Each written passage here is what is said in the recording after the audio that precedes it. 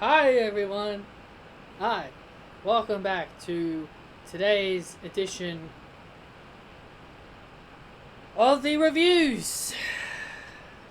So we're going to be talking about Smackdown and we're going to be going over everything that happened.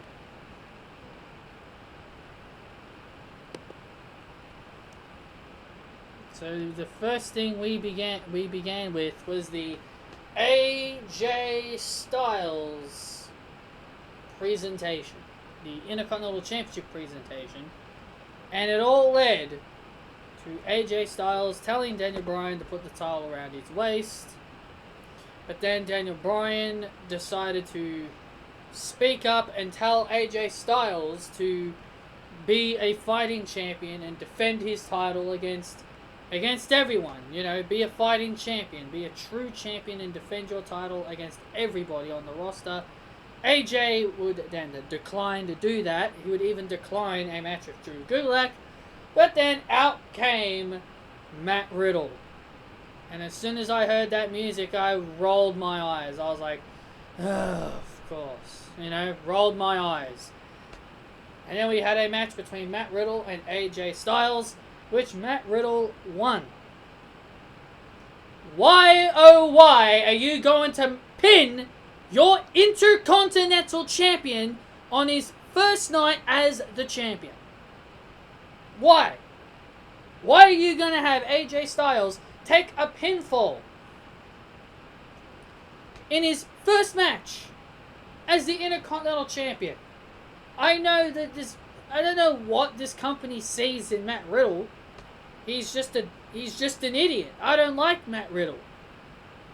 You guys didn't hear me say much about Matt Riddle in with these NXT reviews and the TakeOver reviews. Well, get used to me belittling this guy as long as he's on the main roster. This guy sucks. I don't see anything in Matt Riddle. If he didn't have a crappy character, maybe I'd like him more. This is the problem I have. I have a huge problem with people arriving, like new debuts. I have a problem with new debuting superstars just coming in and just being pushed right into the championship picture. Yes, it happened to Charlotte.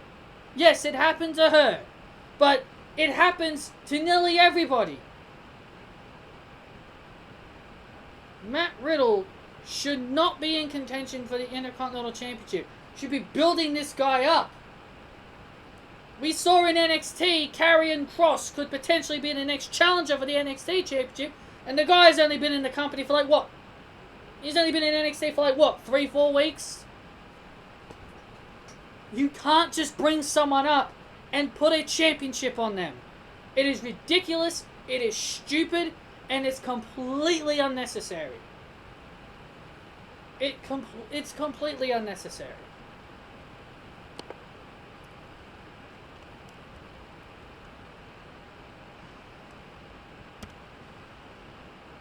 So then we had Chad Gable take on Mojo Rawley, the biggest bum of all bums, and Chad Gable got the win. We had Sasha Banks and Bayley at ringside, and they were on commentary during the New Day match, which kind of confused me a bit. I was wondering, why are they there?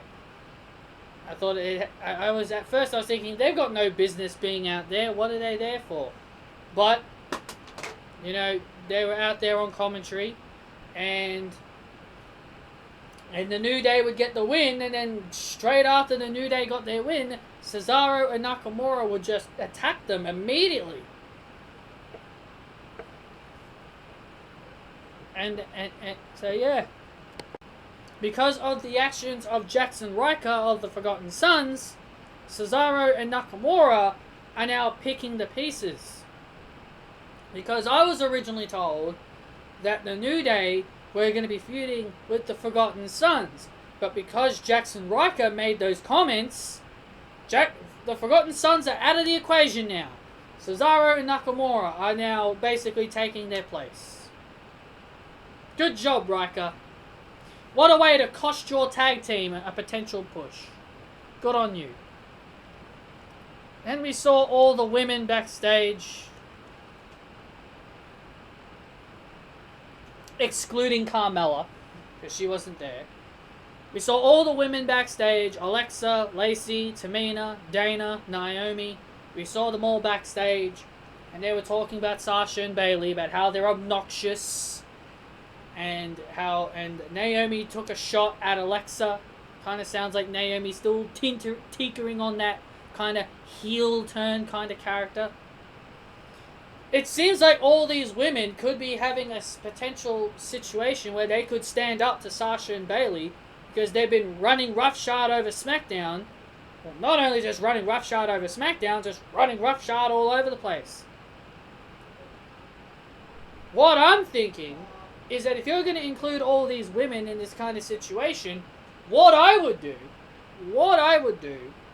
is that I would have a segment where Sasha and Bayley are in the ring, and you have all these girls come out. You have them all come out and confront them, and you'd have each one declare a reason why they want a shot at Bayley's SmackDown Women's Championship. And Bayley goes on this rampage, like she says, I've beaten you, I've beaten you, I've beaten you, I've beaten you, I've beaten you, I've beaten you, and I've beaten you, and I've beaten you. None of you deserve a title match, you know? Because, you know, she's beaten them all. Maybe you could include Mandy Rose. Maybe you could have Mandy Rose come out after her whole situation with Sonya Deville. You could have Mandy Rose come in and join in because she's a part of the SmackDown roster. She can make claims. She deserves an opportunity.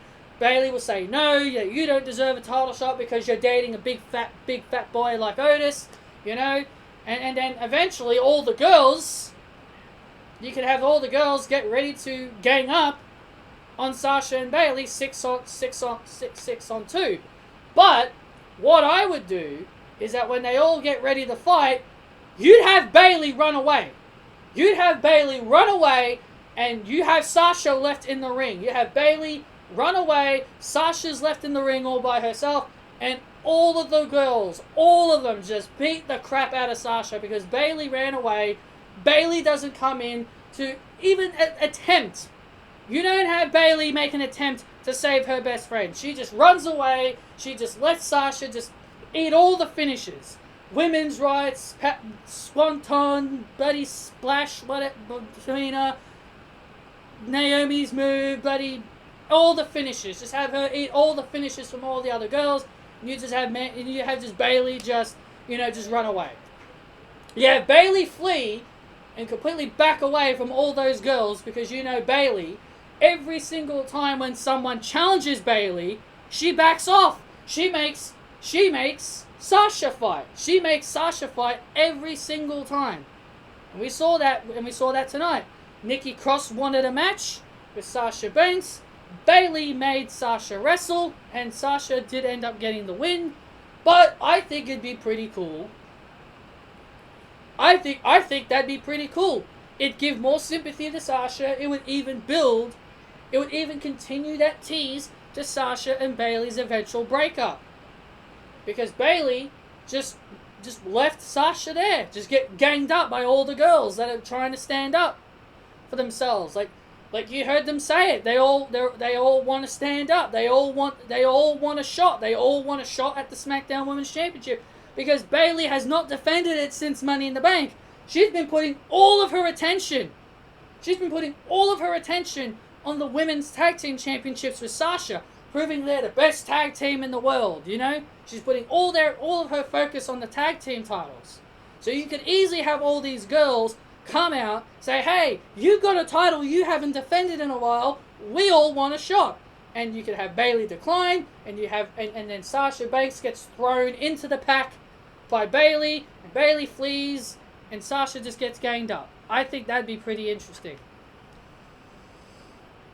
We also did have Miz TV. I think we should just call this edition of Miz TV the Let's Insult Mandy Rose on TV, because that's all what Miz and Morrison did. Just basically pick on Mandy Rose for dating Otis, saying, oh, Sonya Deville's beaten you twice, oh, you're this, you're that, and Mandy did what all guests on Miz TV should do. Especially if Miz and Morrison want to make them their guests. So you're going to be a guest on Miz TV, but all you're going to do is insult me. That's what Mandy said. She's like, you want me here, and all you're doing is insulting me. Well, I'm just going to leave. That's what I would do. That's what, not just me, that's what every person on Miz TV should do. What's the point being a guest on Miz TV if all Miz and Morrison are going to do is pick on you? Ha ha ha ha, you lost to Sonya, ha ha ha ha ha, you're this, ha ha ha, you're that. You know? I wouldn't want to be on a show if someone's making fun of me. But then Miz brings out Sonya. Sonya and Mandy have a back and forth promo. I loved Mandy's promo today. I'm not saying Sonya's was bad. Sonya's was good. But I loved Mandy's more because Mandy showed that passion, that fire that she's been lacking for so long. Look, I love the fact she's with... I love that she's a face. I love that she's with Otis. But I want to see Mandy more compete in the ring. And you know how Mandy always gets treated like a joke and she's always losing every matches? And Sonya Deville says she wants the Mandy Rose treatment. I want the Mandy Rose treatment! Oh, so I guess you want to lose every match. Because that's what Mandy Rose has been getting for the last year and a half. Mandy has been looked like a joke. When was the last time Mandy Rose actually won a match? So Sonya Deville wants to say she wants the Mandy Rose push? Well, go ahead then. I think Mandy would be happy if you constantly lost for the last year and a half. She keeps saying Mandy Rose gets all these opportunities. When was Mandy Rose's last opportunity? When was the last time Mandy Rose ever got anything? So I don't know. Like, I don't get what Sonya's trying to say at all. Daddy DeVille makes no sense! She's more like... She should not call herself Daddy DeVille. She should call herself Sookie DeVille. That's what she is. She's a sook. Mandy has been treated like a joke for the last year and a half, and you're saying you want to be like Mandy Rose? You want the Mandy Rose treatment? Sookie DeVille. Hashtag Sookie DeVille. Not Daddy DeVille. Daddy DeVille is just being a little sookie. Makes no sense. And what else made no sense was that Bayley... This is something that I scratched my head at. Bayley said... I know I should be getting to the Braun Strowman thing, but I actually wanted to bring this to your attention as well. Bayley said something that made no sense. I love her. I love Bayley. I love this new character. But Bayley said something on commentary that made no sense. Because you know how Bayley likes to brag about how she's beaten everybody. You know how she's beaten everybody. She says she's beaten everybody on Smackdown. Well, not Mandy Rose and not Sasha Banks. Those are the two people you haven't beaten. I don't think she's beaten Sonya Deville yet either, so I'll include her. There's 3 people you haven't beaten on SmackDown, which is Mandy, Sonya, and Sasha. But that's not the problem. She said, I've beaten everybody on Raw. That's what Bayley said. I've beaten everybody on Raw. And I was thinking, so when did you verse Asuka?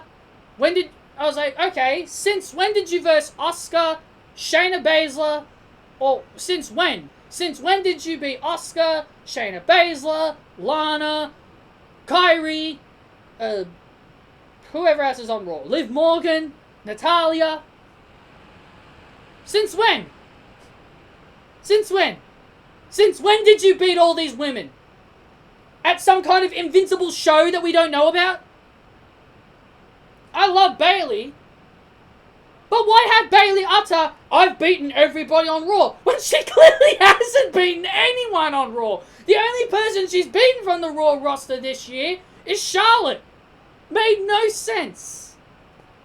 Made no sense of her just to say, oh, I've beaten everybody on Raw. You haven't beaten Billy and Peyton. You most likely will next week.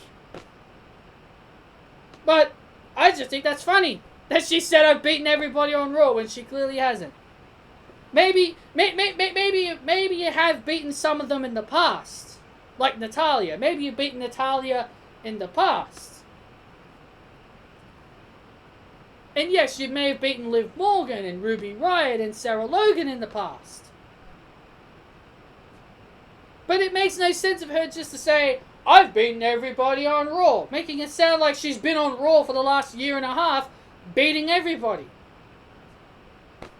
I don't get it. That's Bayley for you. That's Bayley's character for you. Her character's really getting out of control, thinking she's been on every brand and she's beaten everybody. So I guess beating Charlotte on Raw means she's beaten everybody on Raw. Beating Shotzi Blackheart and Tegan Nox means she's beaten everybody on NXT. Okay. I guess that makes sense to Bayley. I guess that makes sense to Bayley's eyes, but whatever. Still love Bayley, but I just thought that didn't make any sense. And then finally we had this Braun Strowman, Bray Wyatt stuff. We're going back to Braun and Bray. I know this feud was supposed to continue after Money in the Bank, but because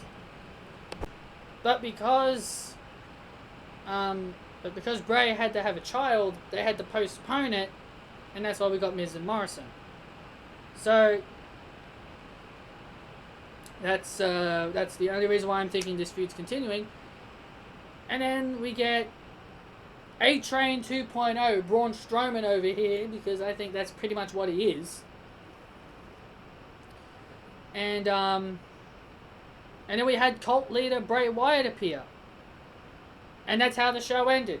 He said, run, and the show ended just like that. Okay, that was very bizarre. A very weird way to end things, but it is what it is. Anyway, guys, that's all I got for you guys here on this SmackDown review. Hope you guys enjoyed. Hit that thumbs up if you guys enjoyed. Comment your opinion down below, what you guys thought of the show. Subscribe if you haven't done so. And I'll see you all next time.